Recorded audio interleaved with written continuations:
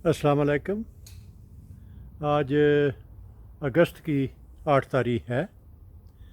ये सेब का एक दरख्त है, सेब नंबर 2, जिस पे तकरीबन 13 मुख्तलिफ़ वैरायटी के फल हैं। कुछ वैरायटी के फल पक चुके हैं, कुछ चंद हफ्तों में पक जाएंगे और कुछ वैरायटी ऐसी हैं जो कि पकने के करीब नहीं है, उन्हें बहुत देर लगेगी। ये M27 रूट स्टॉक पे मुख्तलिफ़ पैबंद लगाए गए हैं और M27 रूट स्टॉक ये सबसे छोटा रूट स्टॉक है जो कि तकरीबन 6 या 7 फुट से ज़्यादा बुलंदी तक नहीं जाता।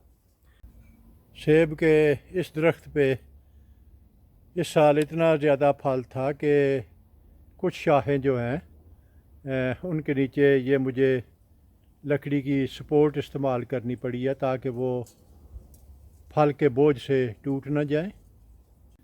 ये रोज़ेट वैरायटी है। ये सुर्ख सेब उस वैरायटी के हैं जो कि तकरीबन तैयार हैं और इनके बारे में तफसीलात में लिखा हुआ था कि ये अंदर से भी सुर्ख होते हैं।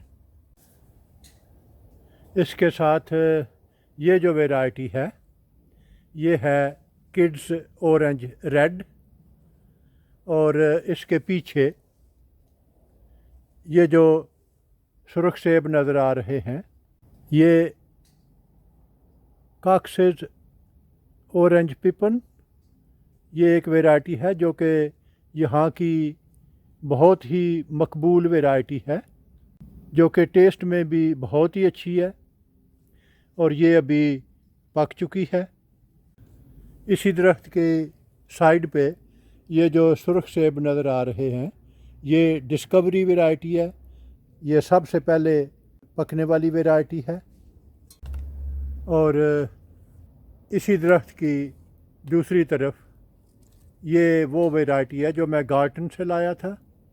तो ये कॉक्सेस की निस्बत साइज़ में बड़े होते हैं और इन्हें अभी पकने में कुछ वक्त लगेगा। और इसी के साथ ये जो सब्ज़ गुच्छा नज़र आ रहा है ये बड़ी लेट पकने वाली वैरायटी है। इसके जो सेब हैं उनकी रंगत में कोई तब्दीली होती नज़र नहीं आ रही। ये मैक्वीन वैरायटी है और ये जो वैरायटी है इसका लेबल जो है वो तकरीबन इतना रंग आलूदा हो चुका है कि मुझे इसको रब करना पड़ेगा तो तब ये पता चलेगा कि ये कौन सी वैरायटी है। बहरहाल इस पे भी यहाँ इसका पैबंद लगाया गया है और इस पे भी वो 2 सेब जो हैं वो लटक रहे हैं। ये जो शाह है ये टॉमपुट वैरायटी है और ये जो चंद सेब हैं ये एक छोटी सी शाख आदम्स पेयरमैन उस वैरायटी की है। और इससे अगर हम ऊपर जाएं और यहाँ पे ये 3-4 मुख्तलिफ वैरायटी के पैबंद लगे हुए हैं। ये है कोट पेंडू प्लेट, इसके साथ वो जो दूसरी शाह है वो है क्वीन कॉक्स और एक विंटर किंग।